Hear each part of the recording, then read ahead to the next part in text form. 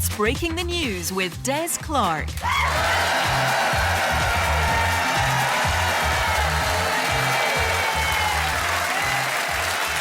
I am Des Clark, and this is Breaking the News, the show that breaks the week's news and asks four opinionated panellists to put it back together again. I am joined by four fantastic comedians. On my right, we have Amy Matthews and Scott Agnew, and facing them are Athena Cook-Blenu and David Kay. In the news this week, a man has won a Picasso painting worth more than £870,000 in a charity raffle. I am so happy for him, said the guy that won the box of Quality Street. In Colombia, dozens of hippos descended from those owned by drug lord Pablo Escobar are to be culled. Experts say it's an important reminder that they should have kept their mouths shut. And the White House has unveiled plans for a gold-accented victory arch named the Arc de Trump. Of course, because what better monument to Trump than a giant pointless hole? Right, you've met the teams. Let's crack on with round one.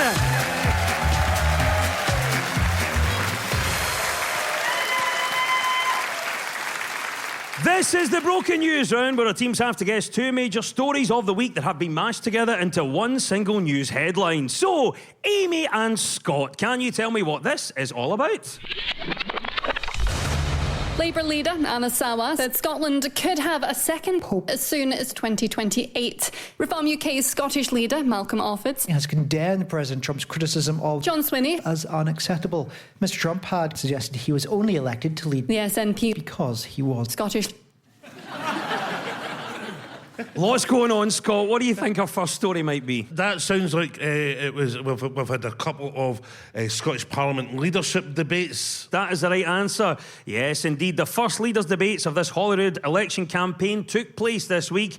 The leaders of Scotland's six larger parties faced off against each other in a BBC Scotland and then a Channel 4 debate. The Channel 4 debate got a bit heated when Reform UK's leader in Scotland, Malcolm Offord, alleged that Scottish Labour leader Anna Sawar wanted to work with him against the SNP. Scottish Labour have described it as a lie, whilst the SNP say it's evidence of a grubby deal. Meanwhile, Scottish Lib Dem leader Alex Cole-Hamilton asked why Reform didn't want to do a deal with him, to which Malcolm Offord replied, "I don't know who you're, mate." Well, there we go. Scott was all kicking off. What did you make of the debates? I was quite distracted by the debate, particularly the Channel 4 debate, because I was looking at the studio and I'm going, I've seen that studio somewhere before. And the more I looked at it and the way they were all kind of lined up, I went, I know exactly what it was. This is where they filmed Naked Attraction. What an image there. What do you think, Amy? What are your thoughts? What did you make of the debates? Yeah, I watched them online, and it's just nice to remember that the Lib Dems exist. Isn't it? Like, it's like, when like a distant cousin shows up at a barbecue every 4 years and you're like, oh yeah, you're here as well, aren't you? And obviously we had Reform represented, man of the people, checks notes, Lord Malcolm Offord. Yeah, you want your man of the people to sound like a Cluedo suspect, don't you? David, what about you? What are your thoughts? What did you make of the debates? I like the BBC one because it started with a drone shot of Paisley. And I thought, oh, here, the town hall looks quite good. It might be worth a visit. So I watched the Channel 4 one, and I don't know if you noticed, but they'd six kind of hexagonal lights in a vertical array. And I'm looking for new kind of feature, statement lights in your house. And I thought maybe they would do. I wonder where you get them. And then a wee thing popped up in online that said, if you've any questions.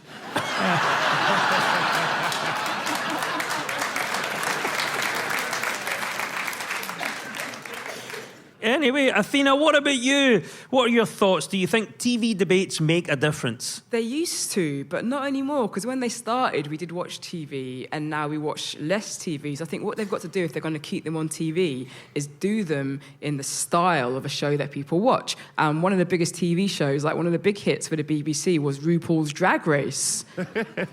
Right? Yep. So this is what we should do. We should basically make every leader have a drag identity, okay, and they can debate whilst doing the... You're with me on this, right? It makes complete... And I said I even came up with some drag names for some of the most prominent Scottish politicians. I've got a good one for John Swinney. It's an obvious one, but it's like Tart and Tart. You know? But my favourite is for Ross Greer. So like Green Party plus one of Scotland's finest exports. Combine it together, you get Lorraine Forrest Kelly. Scott, what about yourself? If you were running for First Minister, what would your slogan be? I had written down this morning, make sausage suppers £3 again. And I don't know if you've seen the SNP manifesto launch, right? But they're actually putting in a maximum pricing for staple foods in Scotland. But I was so what are they considering staple foods in Scotland? It's bread, milk, chicken. There was not a mention of a sausage anywhere. There will be a revolt. It'll be the Great Square Sausage Revolt of 2026. People will take to the streets. I love this. Let them eat links. Let them eat links.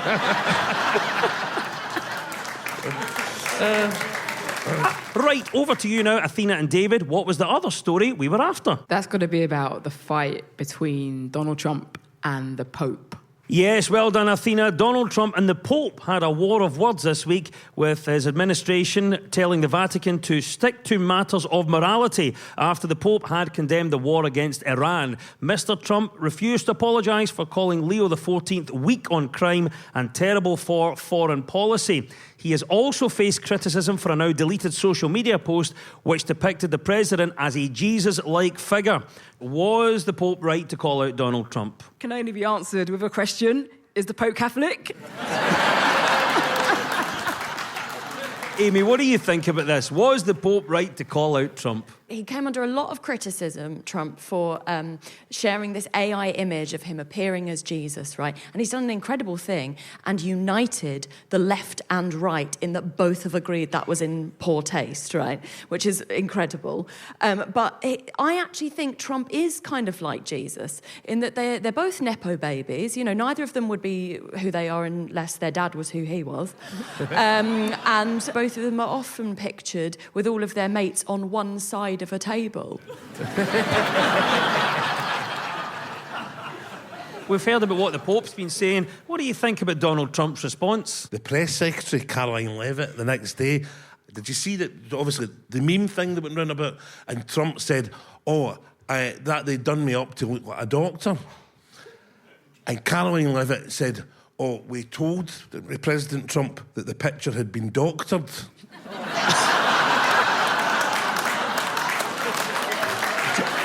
And you know how you hear all the pennies dropping at once? You go,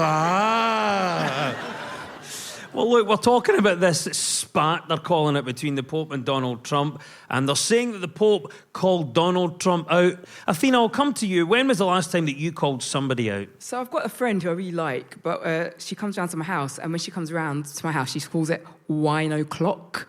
Oh, so I sort of said to her, I had to put a stop to this, because we're friends, but I don't like the term wine o'clock. And I just said, look, don't call it wine o'clock, right? Just start calling it 10 a.m. Right? David, what about you? We've seen this week the Pope calling out Donald Trump, but when was the last time that you called somebody out? It was earlier this year. I was having a chat with John Bon Jovi. And I says, what are you up to? And he says, I'm thinking of going on a world tour because the public are really keen on that. And I said, John, have you asked them?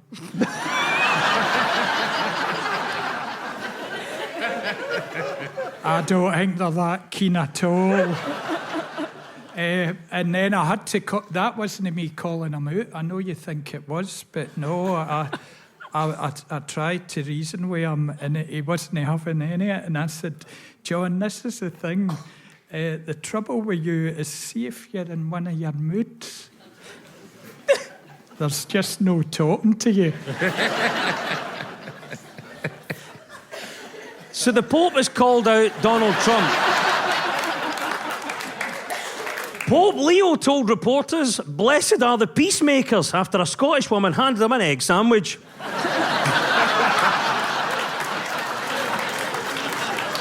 At the end of that round, it is 2 points apiece.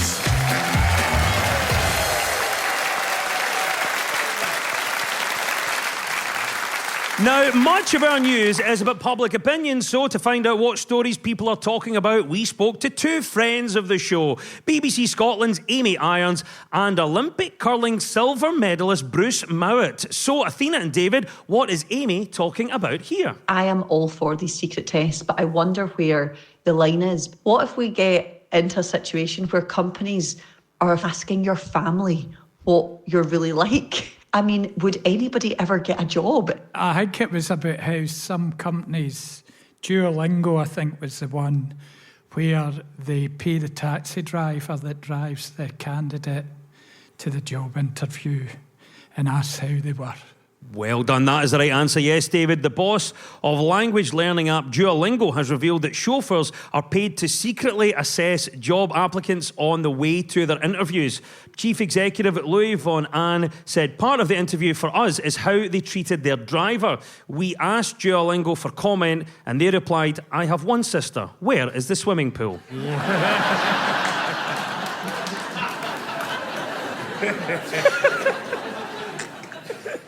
Oh, brilliant. David, great answer. What do you think then? Do you think this is fair? It's quite much more widespread than you would think. Because I don't know, you'll not know this, but Breaking the News use this. They always have another few acts, just in case we're cheeky. And then we don't get driven to the gig. And I know for a fact that Bob Mortimer was one of the standbys, and I mean, he's not really cheeky, you know, but what happened was he kind of stubbed his toe as he got in the taxi and he went, "Oh, you bugger." And the taxi driver was straight in the phone, "Bob's really cheeky, don't get him in." And that's the story of why Bob Mortimer's not on Breaking the News.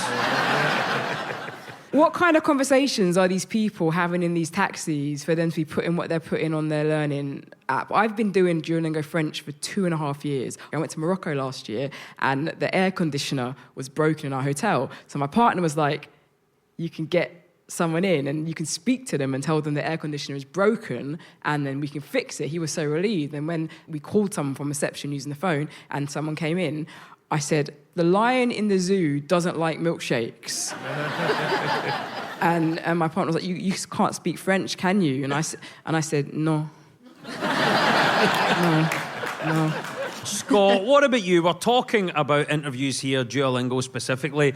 What about you? Tell us about your most memorable interview. Well, I'm going to take this from the other side. Right, my sister up until recently had a cafe, and sort of trying to keep a hold of a chef is nigh on impossible. She went through about 5 or 6 in the space of 3 months. She interviewed this guy 5 o'clock at night, and you know, he seems all right. He seems quite normal, no bother. Can you start at 8:30 tomorrow? And that's fine. So my sister turns up and she's just undoing the shutter on the cafe, and this guy turns up and they went, see the boot that owns this place, what's she like? Had managed to get drunk in between his interview and turning up and forgot who it was that had interviewed him the night before and then called the boss a boot. And he turned up at 8:30 that way. Yes. That's 90 minutes before wine o'clock. Now, some companies would vet employees based on how they behave towards receptionists, and if they were rude, misogynistic or unprofessional, they'd be hired to present MasterChef. Well, there we have it. An unusual approach to a job interview is the right answer. Athena and David, you get 2 points for that. Now to you, Amy and Scott. What do you think Bruce is talking about here? £1 billion jackpot is a bit insane, isn't it? As an athlete, I think this is a great thing because a lot of my funding comes from places like this. And I think if I was to win it, I would probably go on a big holiday to Tokyo. So there's a new £1 billion jackpot as part of the so-called biggest ever National Lottery shake-up. And that is the right answer. Well done, Amy. Yes, the National Lottery has announced a deal with the US game Powerball to give UK residents a shot at bagging a massive payout. As part of an overhaul to the game, which will also see the chances of winning every week doubled. UK players would compete with their US counterparts to win the shared jackpot of over £1 billion, which will be paid out over 30 years to UK winners. $1 billion is a huge amount, experts say. If you have trouble visualising it, imagine a box 1 metre in length, 1 metre in width and 1 metre high. Then imagine 1 billion of them.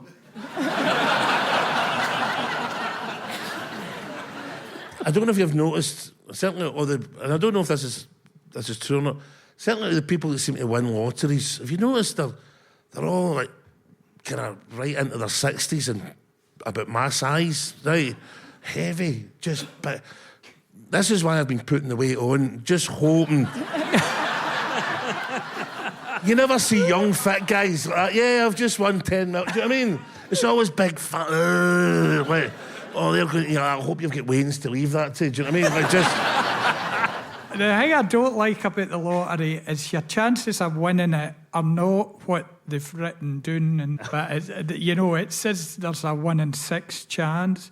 Rubbish. There's no a 1 in 6 chance. There's hardly any chance at all. You've got mere chance of finding Bob Mortimer being driven round the Craig Miller area of Edinburgh, wondering what's going on in the back of a taxi, then you have a winning this $1 billion. You're as well forgetting about it, honestly. Listen, we're talking about a prize here, life-changing, of course. £1 billion. My goodness me. What would you do with £1 billion? Amy? Buy a small bag of pine nuts. Have you seen the price of them? No, I know. £1 billion. I mean, talking about overpriced things, I would buy several first-class stamps. More than one. Scott, we're talking about a prize here. You could end up with £1 billion. What would you do with £1 billion? Maybe stick the heating on for half an hour.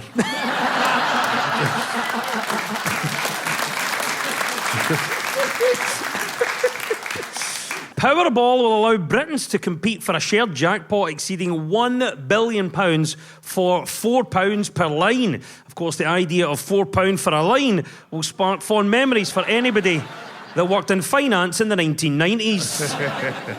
Yes, well done. A new lottery game is the correct answer. 2 points goes to Amy and Scott.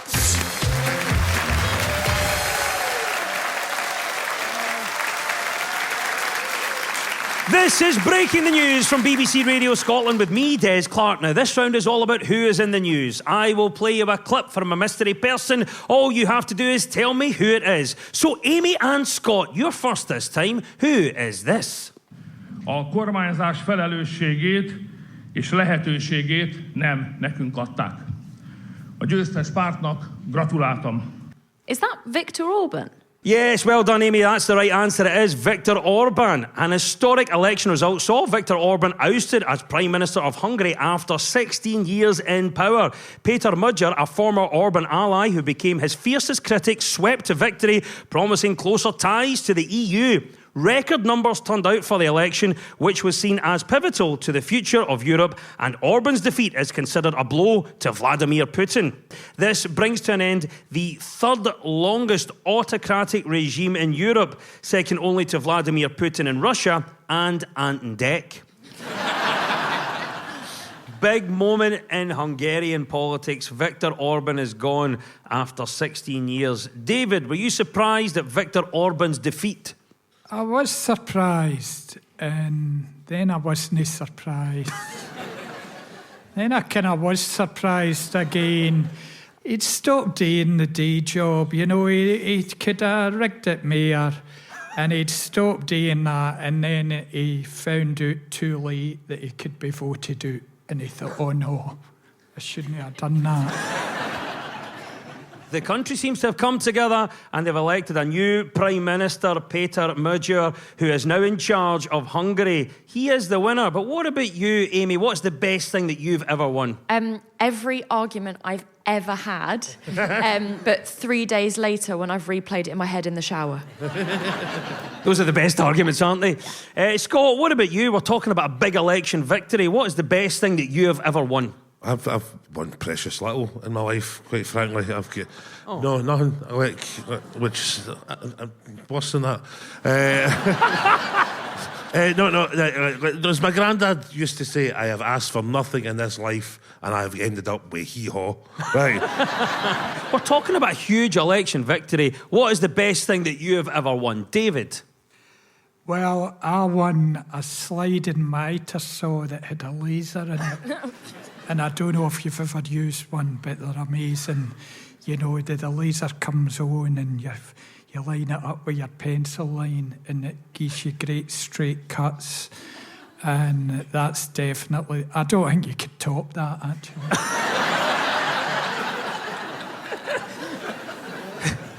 The challenge is yours, Athena.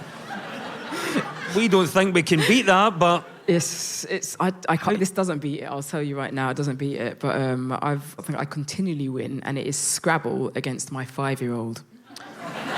And it's important he learns. Of course, we're talking about the now defeated Prime Minister of Hungary, Viktor Orban. The election result is a blow for Russia, who Viktor Orban has been a long-time ally of. To console Viktor after his defeat, Vladimir Putin has invited him for a special cup of tea next to a very high window. Well done, Amy and Scott. That was, of course, Viktor Orban. Right, David and Athena, it's your turn now. Who is this and why are they in the news? There is way too much suffering and way too much conflict in the world. This, at the heart of it, is a family dispute. There's a lot we agree on, there's a lot that we disagree on. That is Harry, who is unemployed. Almost called him Prince, and I realise he doesn't have a job. That's Harry. He's in Australia. Yes, of course, Athena, that is the right answer. It is Prince Harry, who has sparked headlines by saying that children should be an upgrade of their parents. Yes, after serving in the military for 10 years, Harry has made the bravest move of his career, travelling to Australia whilst ginger. Scott, what about yourself? Do you agree with what Harry's saying? Should children be an upgrade of their parents? I think it's a lot to do with, like what parameters is it you're measuring? Are you competing in the same field as them? Like for example, Andy Murray is clearly an upgrade in Judy Murray when it comes to playing tennis, right? But when it comes to having a conversation, I'd say it'd be advantage Judy, right? We're talking about what our parents give us. So what is the best thing that your parents have taught you? Athena? I'm sure I'm not the only one who got told this as a child, but my mum always used to say this. She always used to say, wear clean underwear every day in case you get run over. Yes. Yep. Right? What? Can you imagine getting that phone call? Mr. Kablenu, your daughter's been run over, and she's gone, oh my God, where did you find the skid marks? Where? That's just what an odd thing to say. Like, check for a pulse before you look at my underwear. What is the best thing that your parents have ever taught you? Amy? You can treat tonsillitis with Lucozade Original, apparently. And also, if you think a hotel breakfast buffet is just for breakfast, you're not thinking hard enough. Oh my God, why would you want a €9 hot dog at the water park when you can have the dust of 7 stale croissants on a cube of tepid jam, David, Harry's been talking about his parents and parents generally, but for you, what is the best thing your parents ever taught you? Always be nice to your taxi driver.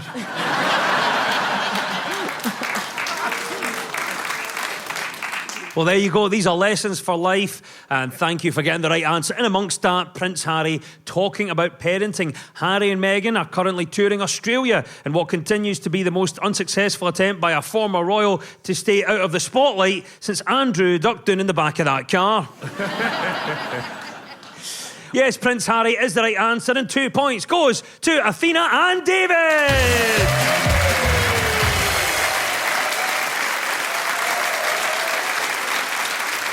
It's time now for our final quick-fire round, which is all about deciphering the numbers in the news. So I will read out a headline. All the teams have to do is fill in the blanks. So get ready, teams. When we run out of time, you'll hear this. It looks like Jesus to me. That is BBC Radio Scotland morning presenter Connie McLaughlin looking at her morning toast. Right. Get your fingers on your buzzers, and here we go. 78% of us avoid what? Amy? The other 22%. Not quite the answer. 78% of us avoid what? Athena? Making eye contact during a smear test. 78% of us avoid what? Scott? Scottish Parliament election leadership debates.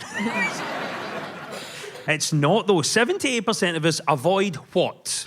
David? Buying chewing gum when in W.H. Smith they say, do you want any chewing gum? And 78% of us say... No. Because you didn't go in for that. You've got a newspaper or something. Why would... If I wanted chewing gum, I'd have picked it up, for goodness sake. 78% of us avoid what? Amy? Is it going to the doctors when we need to? I'll give you that exactly. Yes, well done, Amy. 78% of us avoid visiting the doctor unless absolutely necessary. This is according to a new survey, and well done. The point goes to you, Amy. It looks like Jesus to me. Oh, there's the klaxon. That means Connie has McLaughlin, and it's all over. And at the end of the quiz, our winners this week are Amy Matthews and Scott Agnew.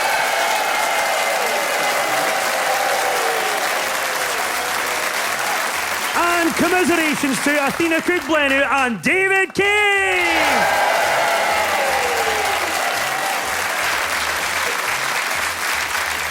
And we'll leave you with the breaking news. Breaking news just in. Lidl is building its first ever pub at a site in Northern Ireland. You'll be able to buy a pint of lager, a packet of crisps and a chainsaw. So, just like any pub in Belfast.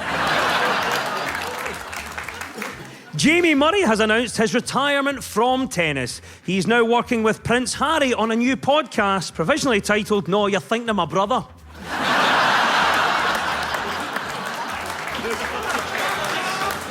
And children's TV show Balamori returns next week after an absence of more than 20 years, as well as original favourites including Miss Hooley as a teacher and PC Plum the village Bobby, and some new characters like island travel agent Miss DeFerry. The news is broken. I've been